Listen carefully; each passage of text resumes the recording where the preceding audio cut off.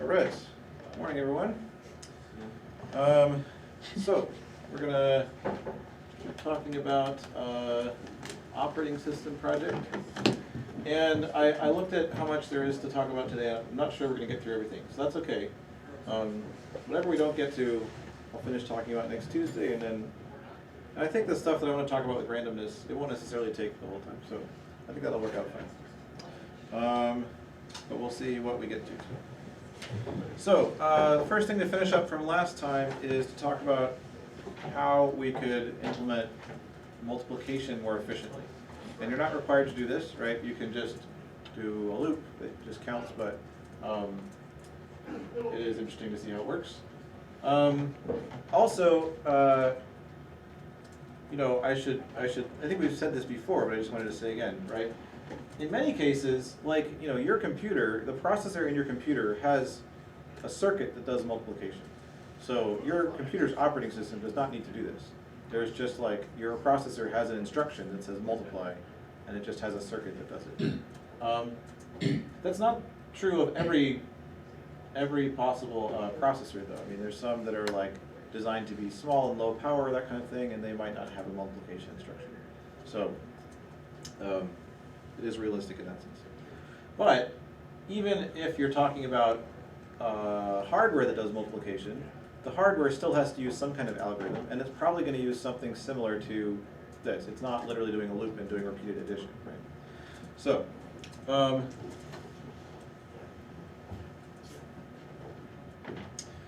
here's how to think about it. So if I've got, let's think about like, whoops, no, multiplication. The efficient version. Let's think about how multiplication works. So, you know, in binary. So if I'm going to multiply 1, 0, 1, 1, 0, 0 times, you know, 1, 0, 1, 1, 0.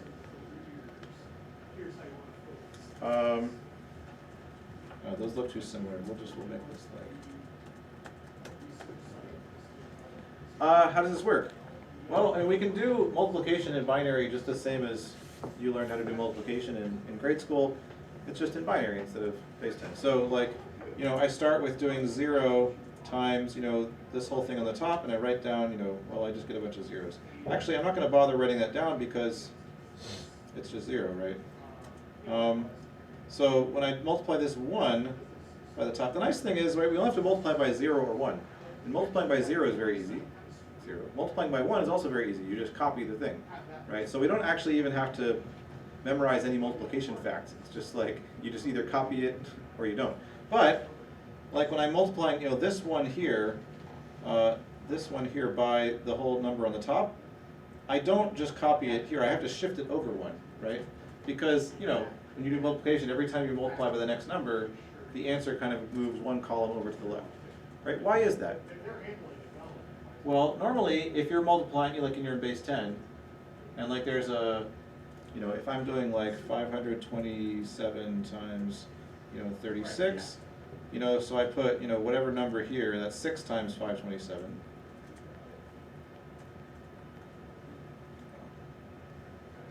Right, and then when I do 3 times 527, I shift it over 1. Right, why do I shift it over 1? Well, because really that 3 means 30. Right, so I'm really doing 30 times 527, which means I'm going to have an extra 0 at the end. And typically we don't write the 0, but you could think of it as if there's a 0 there, and then you're just shifting it over, right? So you could really think of it as, right, this is really 30 times 527. We get a 0 here, and then a bunch of stuff. Right? So the same thing goes here. This 1 here, that 1 doesn't mean 1, it actually means 2, because it's in the 2's place. Right? The next 1 means 4, and so on. And when I multiply 2 times that number on the top, I get an extra 0 on the end. Right? Multiplying by 2 in binary, we just add a 0 on the end. Just like multiplying by 10 in base 10, you put a 0 on the end. So I'm going to end up with, I'm going to copy this thing down here. And then this one, I'm going to copy it again. Right, but shift it over again, because now we're actually multiplying by 4, so it's like we're putting 2 zeros in the end. And then this one, I'm going to copy it again, but it's shifted over, 2 more places. And then I just have to add plus. I'm not going to actually do the addition, but this is kind of how you think about it. Okay, so here's the idea, and this is especially easy to do in binary, right? To multiply, all we have to do is add up a bunch of shifted copies of the first number, right? And how do we know which shifted copies to add up? Well, we look at which bits are 1 in the second number. So we can imagine looping through the bits of the second number, and whenever we get a 1, we're going to add, a shifted copy of other number we're multiplying. And if it's a 0, then we just keep looping. We don't add anything. Right? So this is like, pseudocode. Let's say to multiply, x times y. We'll call this one x, and we'll call this y. We're going to say like, the result equals 0. We'll start that out. And we're going to say, for I and 0 up to 15, because there's 16 bits in our numbers. So we'll say, if bit I is bit I of x, of y is 1, then we're gonna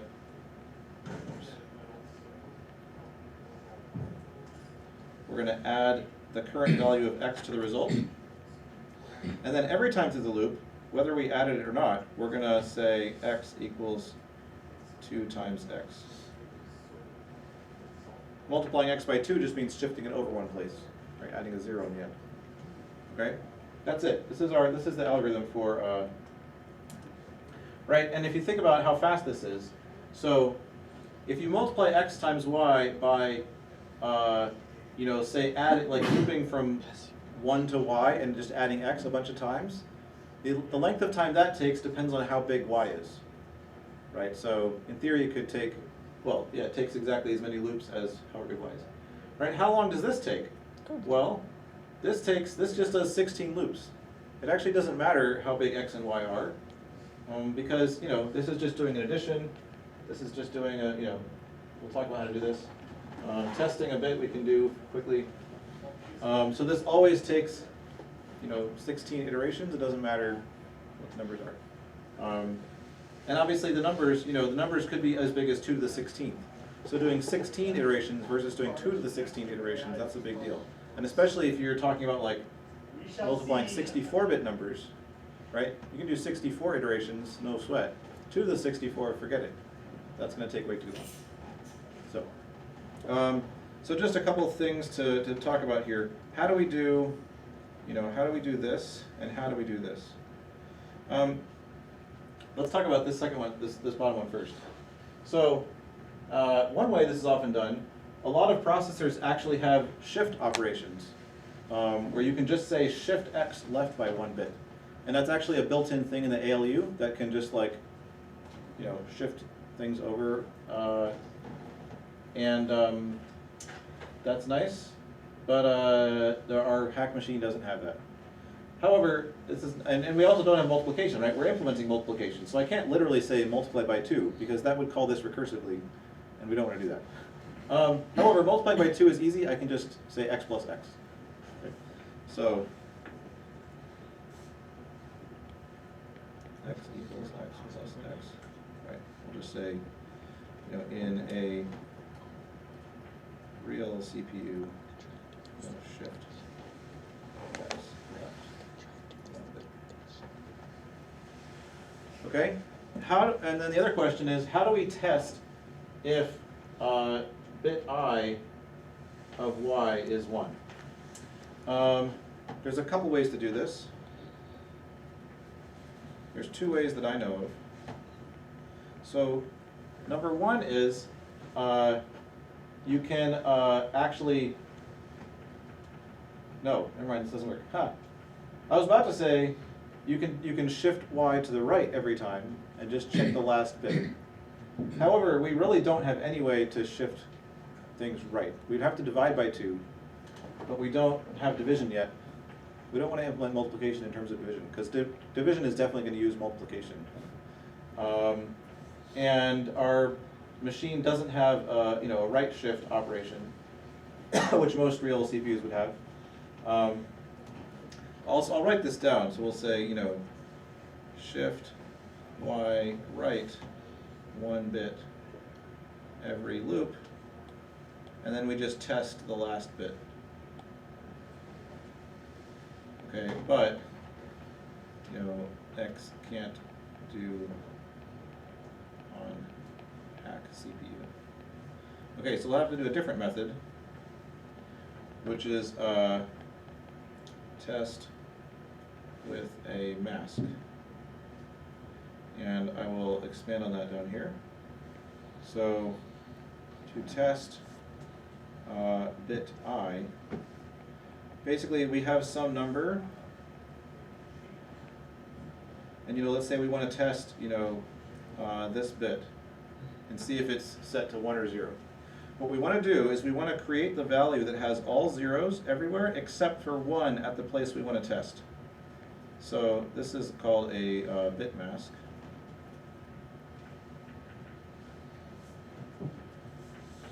It's equal to 2 to the I, or 2 to the B, where B is the bit to test.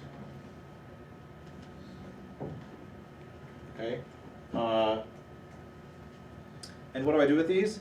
I combine them with AND. And what will AND do? So when I AND something with 0, like anything AND 0 is 0. It just kills it, right? So I'm going to get zeros everywhere, except right here, when I AND something with 1, then I get whatever the other thing was. Because if this other thing was 1, then 1 and 1 is 1. If this thing was 0, then 0 and 1 is 0. Okay? So I'm going to get, in fact, let me write it like this.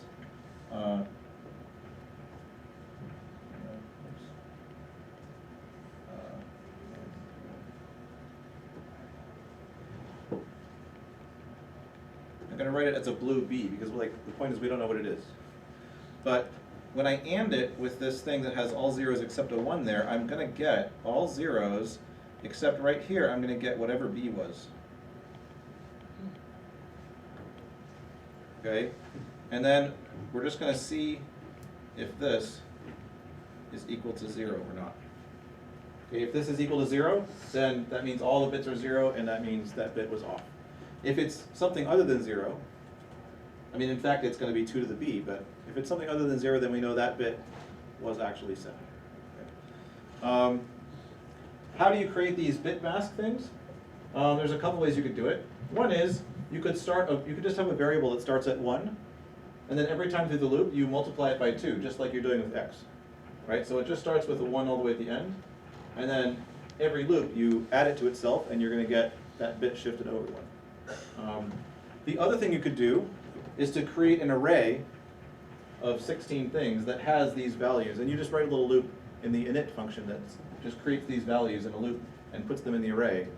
Then you can just look it up in the array. You can say, oh, I'm on, you just keep track of which bit you're on, bit I. You just look up I in the array, and it'll give you the value of 2 to the I. Right? Either one is fine. So I'll just say, these keep track in a loop, or pre-compute in an array. We'll talk about this idea of pre-computing these bit masks in an array before, because that's going to come up again when we talk about the screen, drawing to the screen. So personally, when I did this, I actually, in the math module, I did that, where I set up this array that contained all the powers of 2 from 0 through 16, and I put them in an array. And then I just made a function that you could use to look that up. And I used it in my math thing, and I also used it in my screen library. You don't have to do that,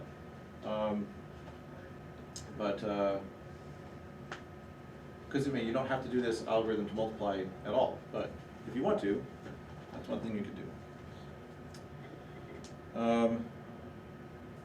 There are ways that are even slightly faster to multiply. You know, that would do things like for example, this always takes exactly 16 iterations, no matter how many bits are set in y. So like, you can imagine if there's some way to kind of skip over all the bits that are 0 quickly, that might help speed it up. There are tricks you can do to make it faster, but this is pretty good. Any questions about this? Oh my goodness. Is it leaking? No, it's not leaking. It's just like I think the lid wasn't on all the way. It splashed. Oh no. We're good.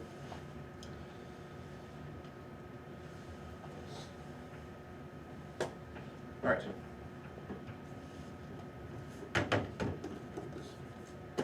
It's nice that the cover is has this shiny stuff.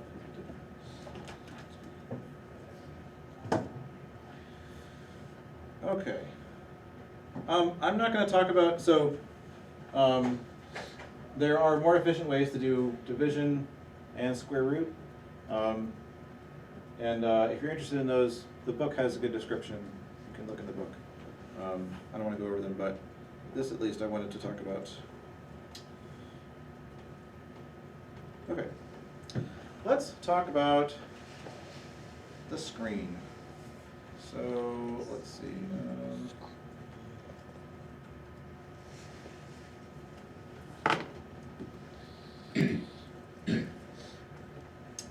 That's not what I want.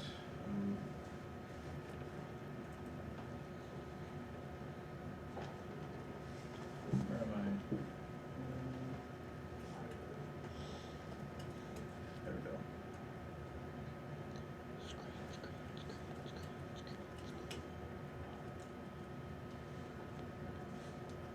Okay, so this class is responsible for drawing stuff on the screen. So it gives us things like, you know, we can draw pixels, we can draw lines. I mean, it's really it. We can draw pixels, we can draw lines, we can draw rectangles, and we can draw circles. Okay. And you probably use these, or you might have used these if you did a project 9, and many people end up drawing stuff. There's also a clear screen function, which just makes the whole screen blank. There's also a set color function, so you can use any color you want as long as it's white or black. Awesome. So, yeah, I know, it's like set color Boolean. It's like, yeah, it's basically do you want color or not? And if you want color, it's black. Yeah, I think true, black is true, white is false. Okay. And that corresponds to the fact that, you know, true is 1s and false is 0s, and a 1 stored in a pixel represents the pixel is on, aka black, and a 0 stored there means it's off, aka white, which of course is backwards from the way that most real screens work. It's black, it's off, but whatever. Anyway.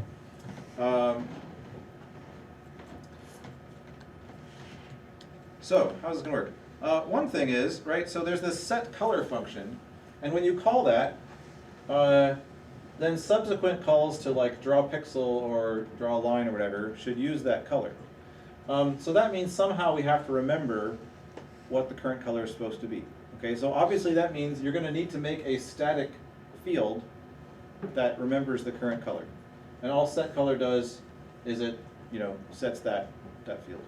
And then your init function should initialize that. It doesn't actually matter what you initialize it to. Probably true is a good default because if you want to start drawing something, probably the whole screen is blank and you should start drawing stuff in black. That makes more sense. But it doesn't, I don't think that's not part of the specification. I don't think it really cares.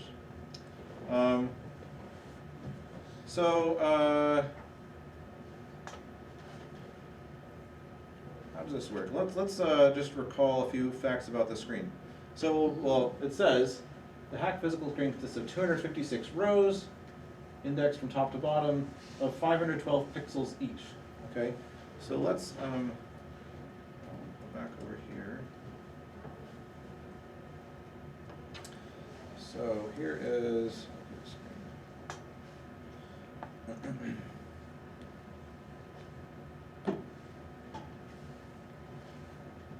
so this is 0, 0, and this is 255, 511. Right, so this is the y coordinates actually increase from the top to the bottom, right, and then x coordinates increase across. And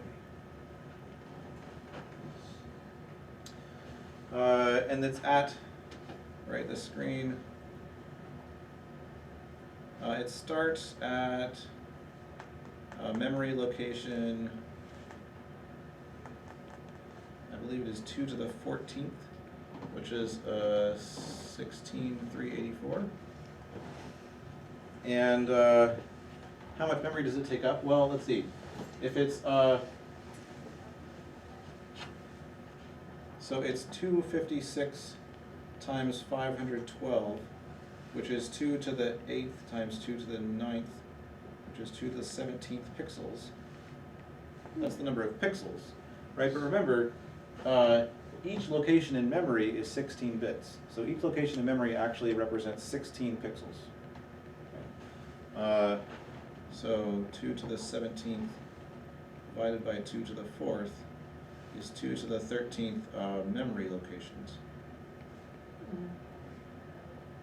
Right, 16 pixels per memory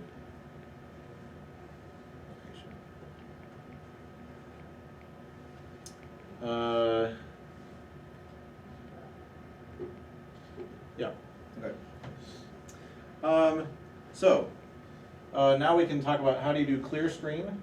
That clear screen function, we just need to go through and set the whole screen memory to 0. Okay, so you literally can just loop from, from 2 to the 14th up to 2 to the 14th plus 2 to the 13th minus 1. I mean, you go up to less than this, right? And you just set everything to 0. And you can set it to 0 by using memory.poke. So you just set I to this, while I is less than 2 to the 14th plus 2 to the 13th, memory.poke 0 I, whatever. That's it. Oops, that's the wrong thing. Okay, let's talk about draw pixel. So draw pixel says draw the XY pixel using the current color. So we're either going to set it to 1 if the current color is true, and we're going to set it to 0 if the current color is false. Right? The interesting thing, right, is that this is not as simple as figuring out the memory location and just setting the memory location to 1 or 0.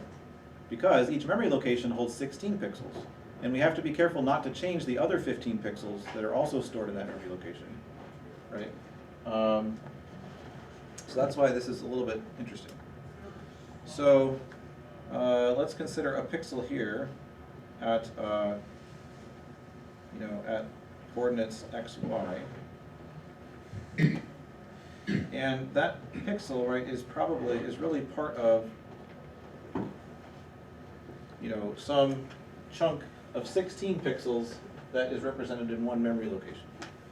So let's do a little math and figure out kind of where this is. So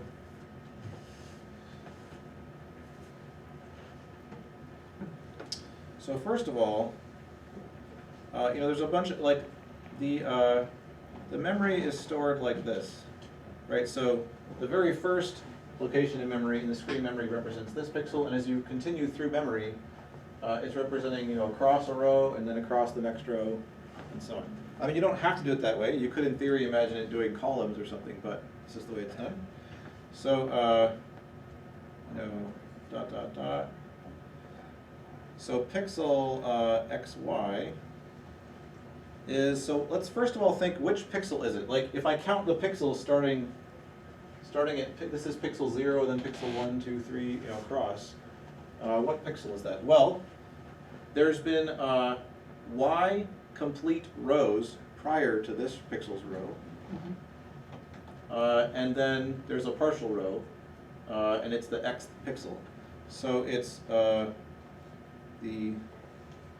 and in each row, there are 512 pixels, right? So it's 512y plus x pixel. Okay. And therefore, thus, it is stored in memory location.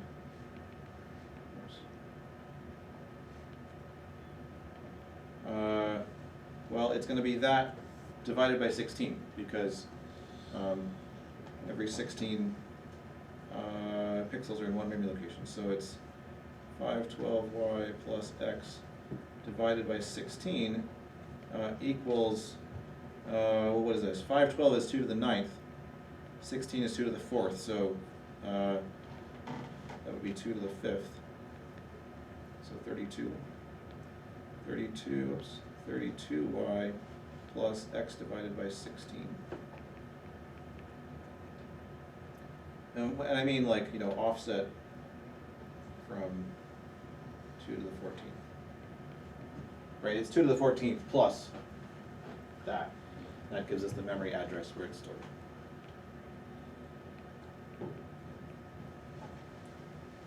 Okay, and you know, also, if in this particular chunk of memory, here's the pixel that I care about, and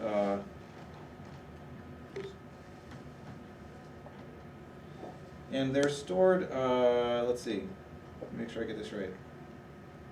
Yeah, it actually goes this way.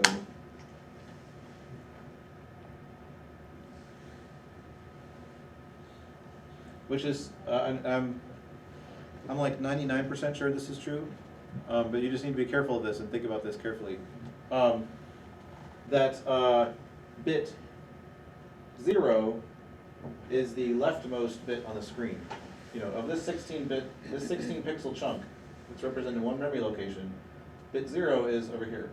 And that's nice in some ways, but it's also backwards from the way that we usually write down binary numbers. So if you have the binary number like 111000000, that actually means, like, you know, these three rightmost pixels are set, and the ones on the left are off.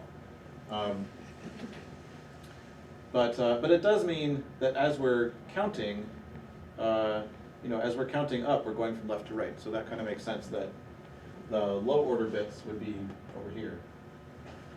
So which pixel is it? Well, we just take that, you know, it's the 512y plus x pixel, and we just mod that by 16 to find out which bit is it in that bit. And it is at bit, oh no, sorry. Well, yes, we could mod that by 16, but we don't really have to do that. We can just take x and mod that by 16, because x will start over at 0 at the beginning of each row. So we can just say bit x mod 16. So this is, right? But we don't actually have to do mod. If we're modding by 16, that's really the same as saying just take the last 4 bits. Because everything after that is going to be a multiple of 16. So we could say i.e. x and 1111.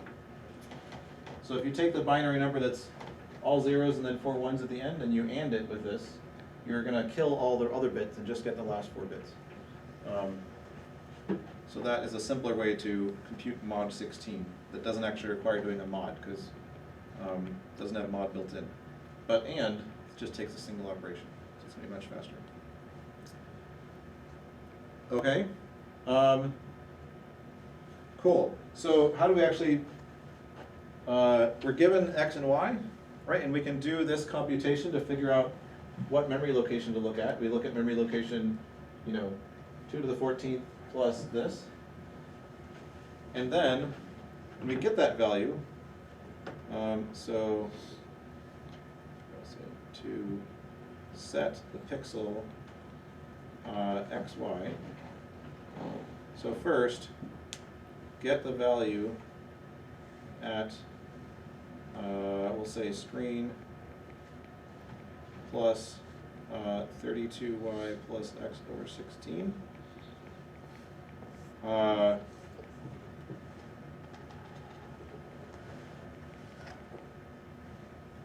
going to say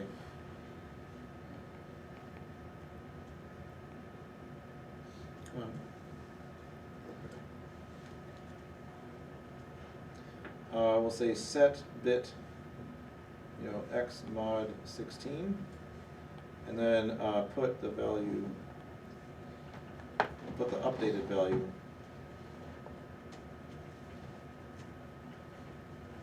back. Okay.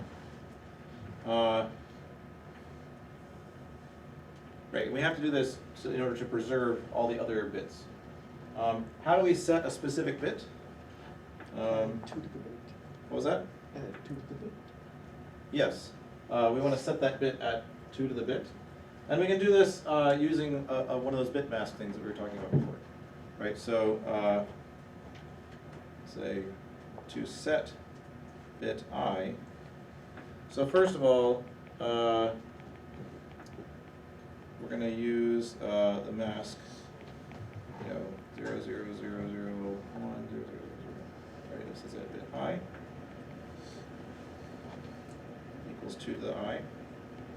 And again, you can just compute this on the fly by writing a little loop to multiply by 2 a bunch of times, or you could put them in an array and look it up, which is faster. Right? Any real operating system that was doing this would create an array, a little lookup table, because you want to make it as fast as possible.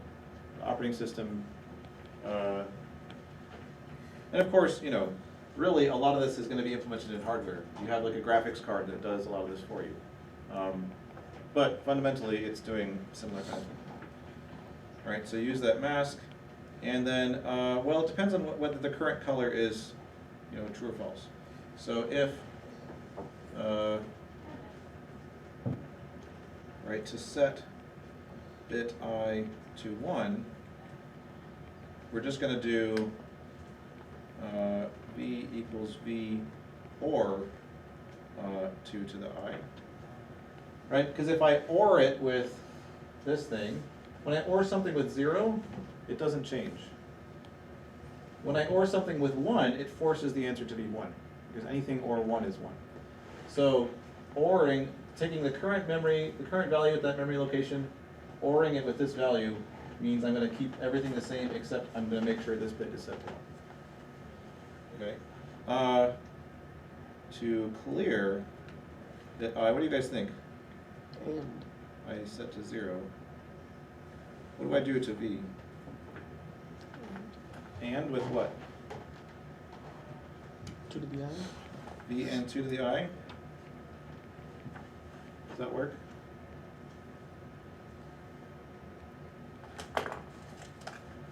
So if I AND it with 2 to the I, right, ANDing something with 0, anything AND 0 is 0. So it's going to kill all these bits, Oh. which is not really, it's just going to keep this one the same. So that's not really what we want. Simon? You need to not 2 to the I. Yeah, exactly. So what I really want is not 2 to the I. What is not 2 to the I, right? This looks like a whole bunch of 1s and then a 0 and then a whole bunch of 1s. So if I AND with this, ANDing something with 1 leaves that thing the same, but ANDing with 0 forces it to be 0.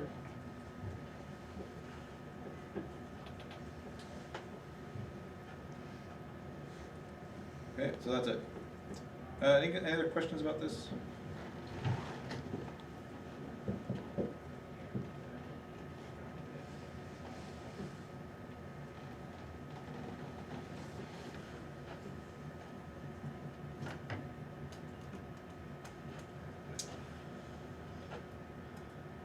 Okay. Let's talk about draw a line. Oh no, not draw a line. Well, okay. So draw a line. I'm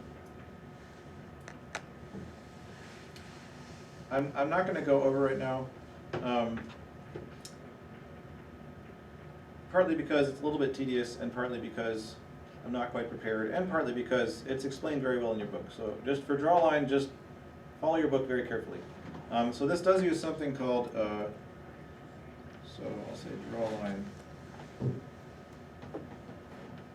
It uses something called Bresenham's algorithm, or it's based on that. You can look that up if you're curious. I mean, the fundamental difficulty is, right, if I have like a pixel x1, y1 and a pixel x2, y2, and I want to draw a line between them, I can't literally draw a straight line between them because all I have is pixels, right? So it's like I have to kind of decide which pixels to set, you know, and maybe it's like, you know, maybe I go here, and then here, and then here, and then here. Right, I'm kind of following some zigzaggy path that's approximating the line as best as I can. And of course, if you zoom out, you know, if you've got a lot of pixels, it looks like a straight line.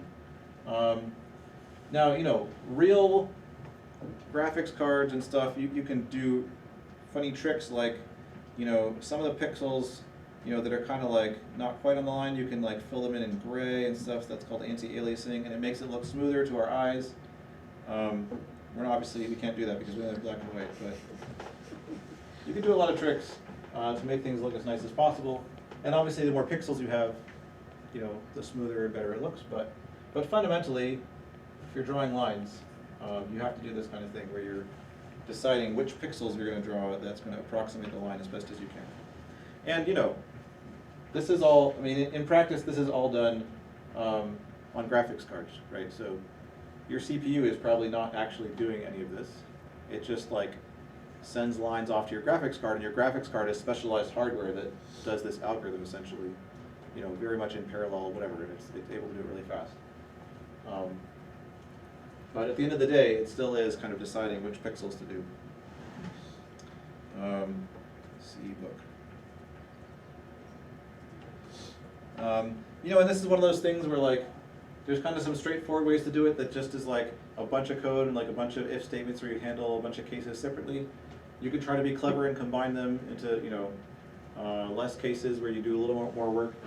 And it's up to you how you want to do that. So for example, you know, one thing you could do is say, well, let's see where my ending point is in relation to my starting point. You know, is it above and to the right? Is it, you know, below and to the right?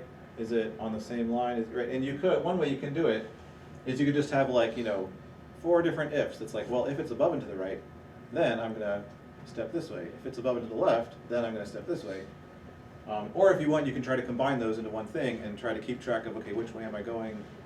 What do I add, +1 or -1 each time, things like that. It's up to you. How much fun you want to have with it, I'll say. All right. So let's talk about draw a rectangle. And this draws a filled-in rectangle, right? So you give it like x1, y1, and x2, y2. And it's supposed to draw, whoops. It's supposed to draw a filled-in rectangle. And I drew it that way on purpose because the way we're going to do this is by just having a loop and drawing a bunch of horizontal lines. Okay. Obviously, real rectangles aren't, you can't make them out of, you'd have to have infinitely many horizontal lines, but these aren't really lines, they're just like, you know, strips of pixels. So we're just going to loop and draw horizontal lines. And you could either, to draw horizontal lines, there's several levels of kind of how clever you want to be about it, right? So level 1 is you just call the draw line function, which should be able to handle any kind of line, including horizontal ones, and that'll work, right? If you want to be slightly more clever, you could have a separate helper function just to draw horizontal lines, because if you know you're drawing a horizontal line, then you can write code that's simpler, because it doesn't have to deal with like figuring out, you know, how to step. You just say, oh, just loop, you know, from the first x to the second x, and just call a bunch of, you know, set pixel in a loop. If you want to be even more clever, you realize, you know, calling set pixel a bunch of times on adjacent pixels is slow, because I could actually, if I know I want to set these 16 pixels, I could just set that memory location to all ones all at once and avoid having to do 16 separate set pixel calls. That's a little more complicated because you have to deal with the start and end of the line, which may involve, you know, a part of a 16 pixel chunk, and you have to figure out how to set those chunks properly. But that's much faster if you want to do that, right? So again, it's up to you. None of this is required. As long as it works, you'll get full credit, but if you want, so when I did this, I did it kind of the simplest way first, where I just like set all the pixels individually. But it was noticeably slow. When I tried to like have something that was animated and was drawing a rectangle, it was like, you could see it like drawing in the rectangle. And I was like, oh, let's try to make this faster. So then I redid it where it was setting, 16 pixel chunks all at once. It made a huge difference. It was like way, way faster. So it really does make a difference. So I'll say horizontal lines, you can draw a line, or you can make a helper draw horizontal line. Right, and you can either, you could do like pixel by pixel, or set 16 pixels at once. Okay. Draw a circle. How do you draw a circle? You cry. You cry? Yeah. I mean, so again, fundamentally, we cannot draw circles. There's no way we can draw a perfect circle on a screen that's made of square pixels. I mean, we can't even draw straight lines, really, unless they're horizontal or vertical. So again, we are approximating a circle.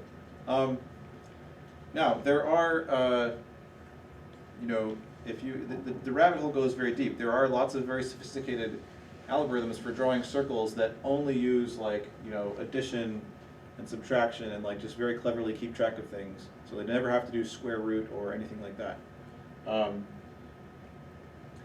Also, it depends on, we're talking about drawing in filled circles, but if you want to draw just like the outline of a circle, right?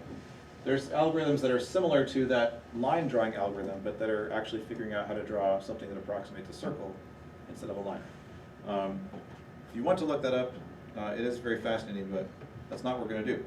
We are going to just fill it in by rows. Okay? We're going to fill in by horizontal rows. Just crazy. And how do you decide how, so I can just loop from, this top pixel to the bottom, from the top row to the bottom row. But the question is just how big of a horizontal line do I have to make in each place? How do I figure that out? Well, use the good old Pythagorean theorem. So here's my, x, y. We're given the center of the circle, x and y, and the radius. And so if this is my, I think the book calls this dy. So we're going to loop, dy is going to go from negative r to positive r. So it's just like the offset from the center. So, so given a particular offset, right, here is r, here's the radius r, and then this is dx. So the Pythagorean theorem says, right, dx squared plus dy squared equals r squared. Hence, dx is equal to the square root of r squared minus dy squared. That's it. That's what we're going to do. And this is really the biggest reason why we implemented a square root function, so that we can draw circles. So you just loop from negative r to positive r for dy, and for each dy you can compute dx using this, right? And then you just say, all right, we're gonna, at row, r plus dy, or y plus dy, we're gonna draw a line that goes from x minus dx to x plus dx. And the book explains all of this. It's got some nice pictures and pseudocode, right? Yeah.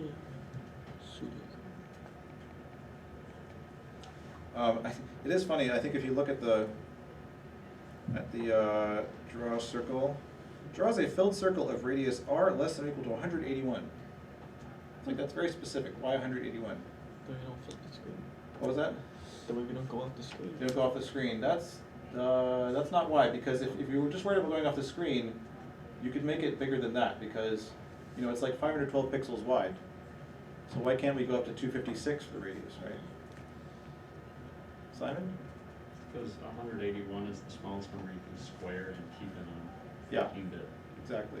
The square root of Oh. a 16-bit value is at most 181. So if it's bigger than that, if that radius is bigger than 181, then when you try to do this formula, this r squared is going to overflow.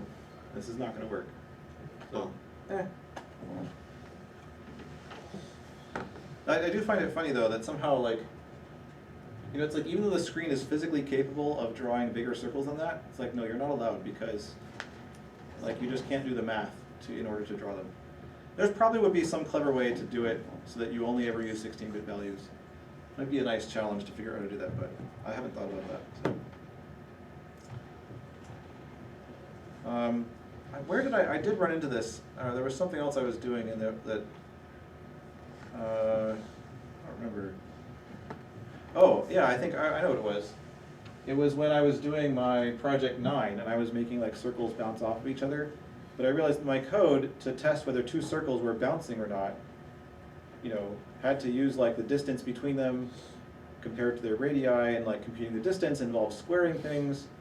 And basically if the circles were too big, when I tried to compute that, it overflowed. And so like, there were some weird limitations on what I could do based on the fact that I couldn't square things and get a value that was too big.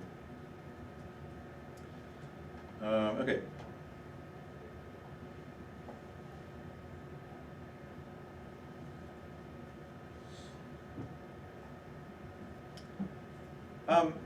One thing I just thought of that I'll mention,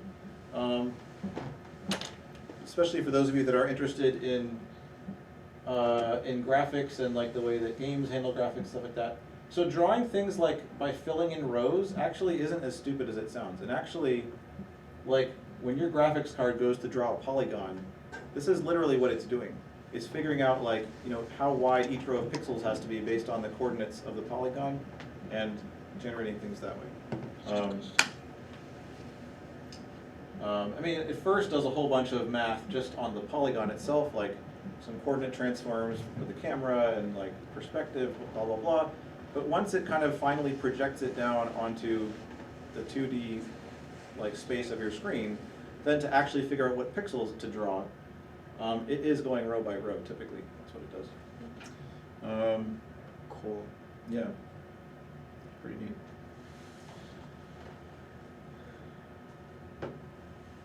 Alrighty. Any other questions about output? Or I guess no, screen, no screen. Output's next.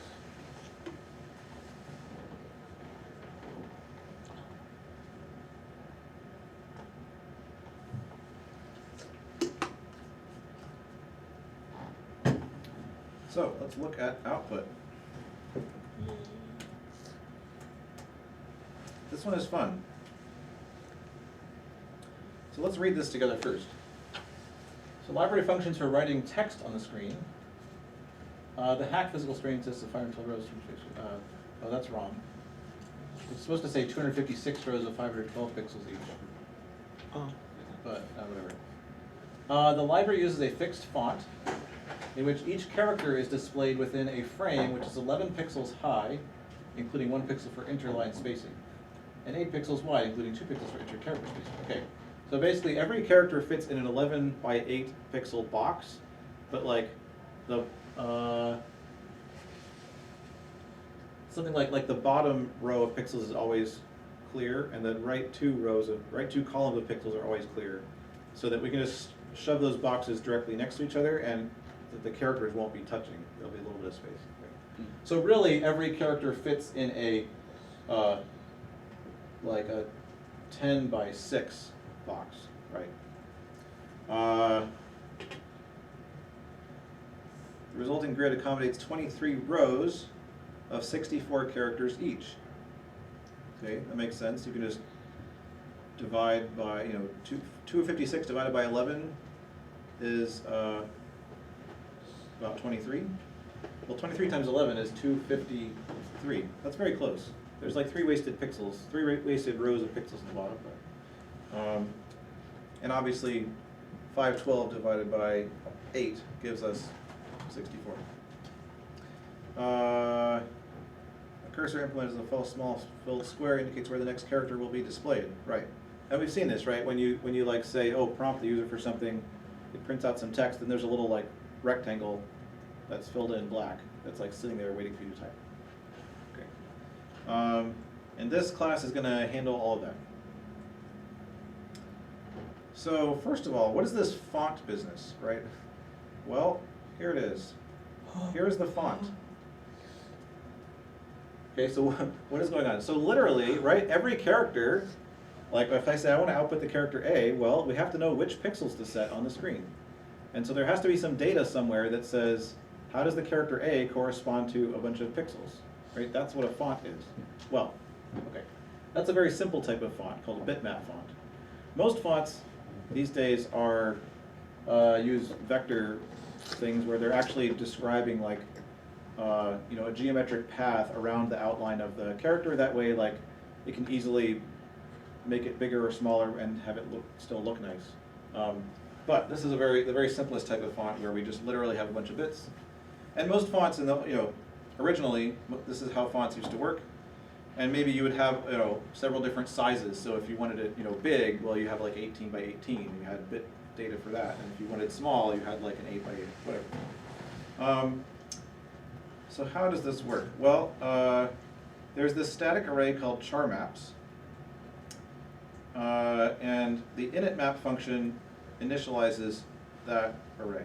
Okay, so this, your init function, of course, one of the things it has to do is call initMap. Okay, so charmaps is an array of 127, size 127, and right, each thing corresponds to a single character. So if I want to know, you know, what's the bits, the font for you know, character A, well, I have A as some numeric code, and I just look up that index in the array, and it tells me what A is. So what does this do?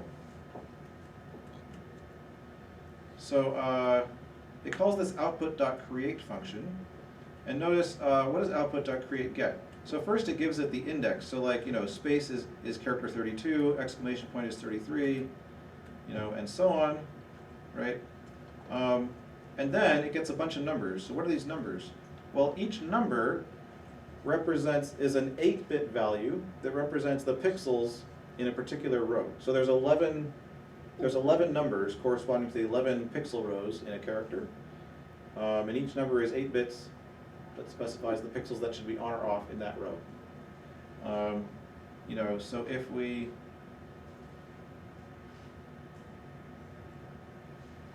I don't know, so like, okay, for example, 12. 12 in binary is, it's 8 plus 4, right? So it's a 1, 1, and then 0, 0. So 0, 0, 1, 1, 0, 0. And really remember there's like 6 bits that kind of matter, and then there's always 2 bits that are off at the end. So 0, 0, 1, 1, 0, 0. So the 2 bits in the middle are set. And that makes sense, like the top of the exclamation point, you know, it's 2 pixels wide. And then 30, why is the next one 30? 30 is going to be, what is 30? It's going to be 16 plus 8 plus 4 plus 2? Yeah, 16 plus 8 plus 4 plus 2, right. So it's actually, right, so it's the middle 4 pixels.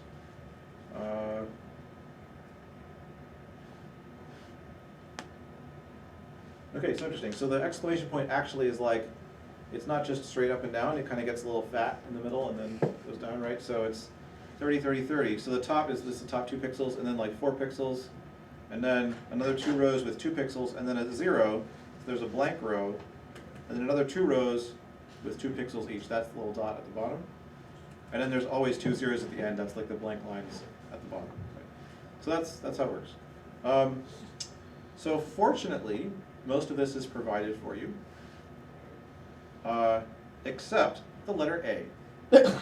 Okay, so you get to design your very own letter A. If you wish. So in the book. Why don't I just leave it empty? Let's just leave it empty. Yeah, no, you may not do that.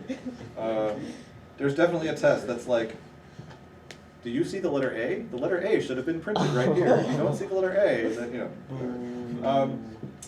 I don't know where it is. Somewhere in your book, there is a picture with, you know, a little grid that has a suggested, you know, drawing of the letter A. Somewhere, I don't know where it is. It's in your book. There's a little grid, a little 8x11 grid that says like, here is a suggested way to draw A. You're responsible for looking at that and figuring out what numbers that corresponds to and filling this in. However, you're welcome to design your own letter A if you wish, okay? Honestly, I don't, like, if you want to make it look like a little alien and that's like your cool A, that's fine. I don't actually care if it looks like the letter A, as long as like you decided something that you want the letter A to look like, and you then filled in numbers to make it look like that. That's great. Trey. Do you, would there be a way, or like a program or something you could find online, kind of like the bitmap editor for Project 9, that would like translate? I mean, you can literally use the bitmap editor if you want. I mean, so like the bitmap editor, you have to make sure that you put your thing in the right corner so that you're getting the, you know, the values that are, because the bitmap editor can give you things that are much bigger than this. You could do that. I don't know. Personally, I think it's kind of fun to just like, I have my little pixels and I just like add up some powers of 2. I convert from binary and I get my number and I fill it in. So, but you know, it's up to you. Okay, so that's that. Is that all you do for output? No, Just X? goodness, Oh. no. Oh, I was like, dang. What? No, there's lots. All right. Oh God. So let's just look at what the create function does. You don't have to do anything with this, with the create function, but it's nice to know how it works. So what does it do? So you give it the index and you give it like all these numbers that represent the rows of the character. So it's creating another array to represent the data for this character. It has size 11, right? 1 for each row. And then it just fills in the values 1 through 11. And then it puts this array for that character in the char maps at that index, okay? So it's really, the char maps is actually an array of arrays, right? So you look up a particular character index and then you get an array, which is the rows for that character. And then each row is just a number, an 8-bit value. Okay, so what do you actually have to do? Well, okay, I mean, the first thing you have to do is create the init function. You'll call init map. There's a couple other things you have to do, and we'll talk about that in a second.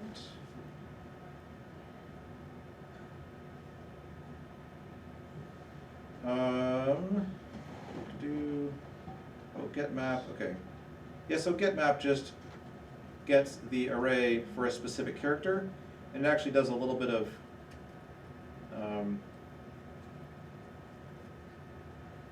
I guess if you give it an invalid character, then it will just return you the map for character 0. And character 0 actually has, kind of as a convenience, it was here. It's just like a completely black square. So like what the cursor is supposed to look like. So when you need to draw the cursor, you can just use character 0 for that, and it will be there.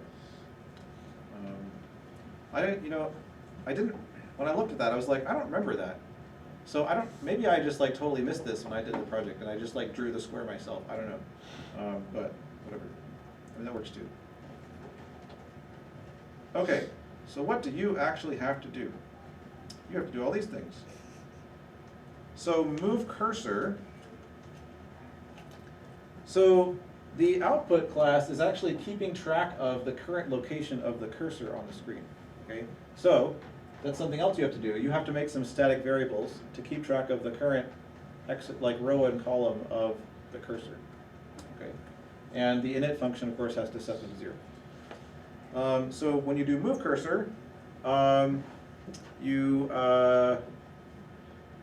just set the current row and column of the cursor, and then you have to erase the character that's displayed there, which means, how do you do that? Well, you can either, is there actually a, oh yeah, you can just write a space, right? So you can just draw a space character at that new location, and it'll overwrite whatever's there.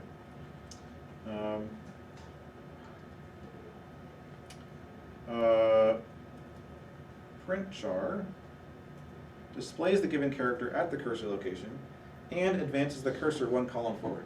So there's actually two parts of this. I would suggest making a helper function that just displays the given character at the current location. Because you need to do that here when you move cursor, you need to like put a space at the current location.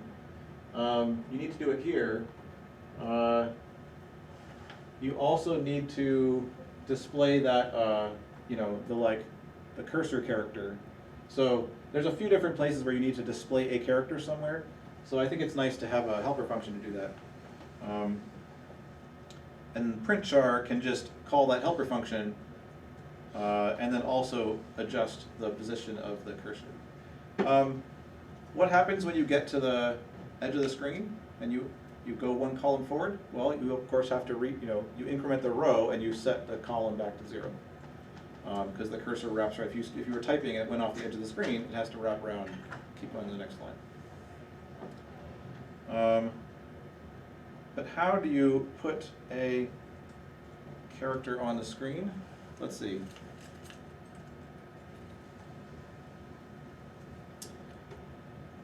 I'm not going to go over that in too much detail. Essentially, you have to, of course, look up the pixel data for that character in the charmap, and you have to loop through that charmap and set some pixels in the screen accordingly. And again, there's sort of different ways you could do this, ranging from more straightforward but possibly slower to more clever and faster. Right. So the straightforward way is you can just you loop through each row and then you loop through the pixels. For each row, and you just call set pixel, whether that bit is 1 or 0. The more clever thing you can do is you can take the entire 8-bit value for a row and set it on the screen at once. Now, of course, that's only 8 bits, so it's only half of a memory location. But at least it aligns nicely. So because each thing is 8 bits wide, it aligns nicely with the memory locations. Every memory location is 2 characters. They don't overlap the edge of the, that would be annoying. But you can do some masking and say, okay, I'm gonna preserve this half of the value and just set this half of the value of this other thing, right? You can think about how to do that. That's much more efficient than setting it pixel by pixel, but either one works. Then the other ones, these ones are actually pretty straightforward. So once you've done print char and move cursor, right? Print string, you just call print char a bunch. Print int, you first convert the int to a string and then you call print string. And then print line and backspace, all they do is just move the cursor around, right? So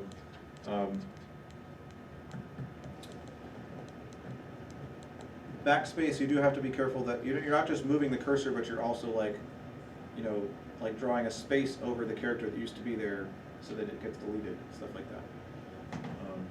But that's basically it.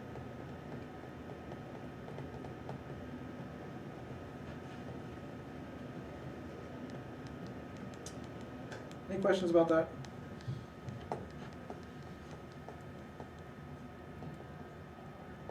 I don't know, for me, somehow, this was the part that I never thought about. I was like, okay, obviously we're gonna have to implement, draw line, because it's oh, you can call draw line, that's cool. And of course we'll have to implement some math, and we'll have to, but it just didn't occur to me that, yeah, we had to actually implement literally drawing text on the screen. It's well, of course I can do text. I mean, no, it's actually not that simple. We think of it as very simple, but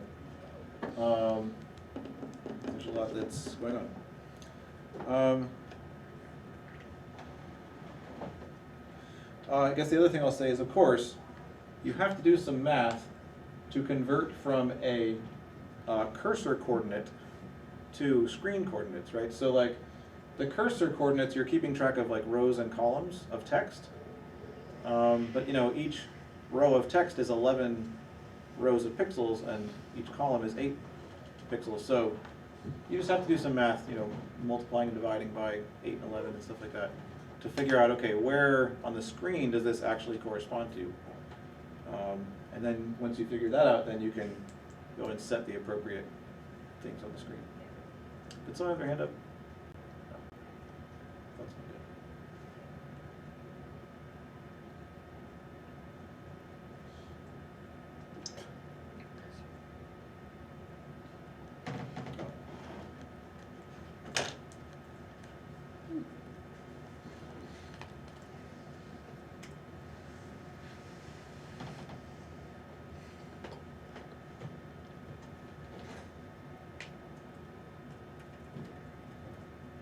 Just curious what the output test, oh yeah.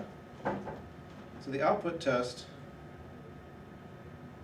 it does a bunch of stuff, and there's actually,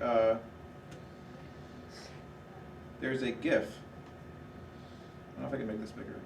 No, I can't really. There's an image in the output test folder, and it's like, after you run this output test, your screen should look exactly like this. So you literally just have to like, look at them, you're like, does it look the same? But you'll know if it's not the same. I had many fun and interesting bugs when I was doing this. Like, at one point it was printing out only every other character, or something, like characters in even positions worked, but odd positions didn't. Which is not that unlikely because, like, they're in different halves of the memory values for the screen. Or like, they were getting printed out like, so alternating lines were like, lines of pixels were like ones, or it was like printing characters on top of each other. I had all kinds of fun stuff. And it's like, wow, that does not look right. But it was fun when I got it to work. All right, let's talk about memory a little bit, and then we'll finish up talking about this next Tuesday, because we're not going to get through all of this. But let's think a little bit about what the memory class has to do and how we might go about that, or like what are some of the things we have to think about. So one fun thing we can actually talk about right now is how do we do peek and poke? So, right, we've been relying on this a bunch, where we say memory.peek to actually look at a specific RAM address, and memory.poke to set a particular RAM address, right? But how do we actually implement those? Like, what is it in the Jack language that would let us like set an arbitrary location in memory, or read an arbitrary location in memory? Any ideas? How would you actually, let's think about peek. If I want to look at a specific RAM address, how could I do that?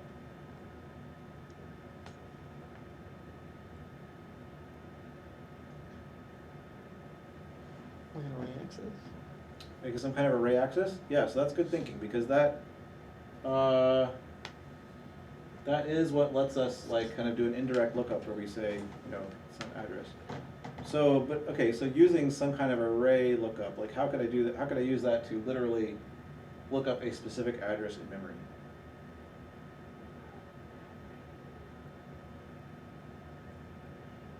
Simon, what do you think?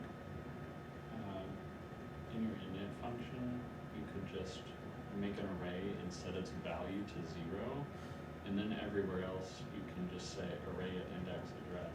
Yeah, exactly. So this is the nicest way to do it that I know of. So you create a static variable called, I think I called mine memory in all capital letters. Ooh.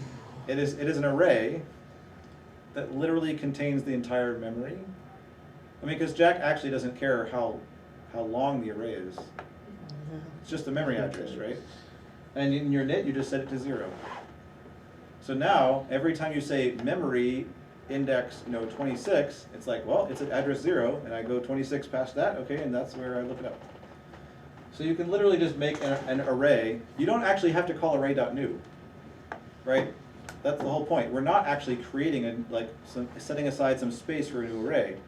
We're just saying I'm making an array variable and I'm setting its value to 0. That is where the array is. And now when I look up an index there, it's just looking up that index in memory. So basically it's an array that is the memory. And then it's very easy. Peek, you just return memory at that address. Poke, you just set array at that address. I like we just changed the index. What was that?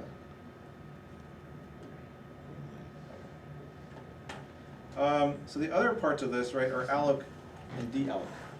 So these are the more interesting ones, and we'll spend some time talking about them next time. But the basic idea of what they have to do, right? There's an area of memory that is kind of set aside as the heap, right? So we've got some area of memory that we're keeping for the stack, and you know, as we push things on the stack, it is using up that memory. And of course, there's the part of memory that's like, you know, the special registers and stuff like that. So there's certain areas of memory that are reserved, and of course, there's the screen over here.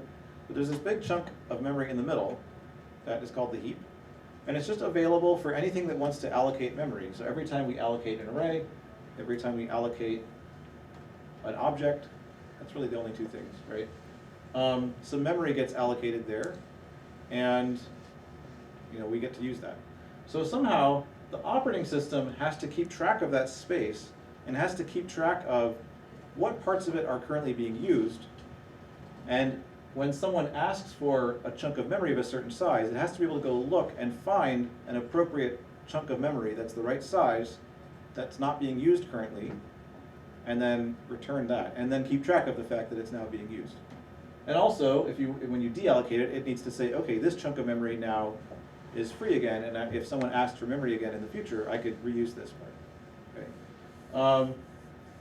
So the name of the game is we have to come up with an appropriate data structure kind of in that memory that lets us keep track of the pieces that are being used and what's available.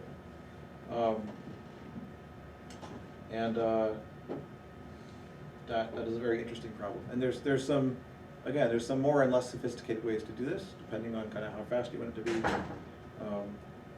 But this is, you know, real operating systems do this. This is literally something that real operating systems do. And of course they use very sophisticated ways to keep track of it, but fundamentally that's still what they're doing. They're keeping track of some kind of data structure that's keeping track of chunks of memory that are being used. Yeah. So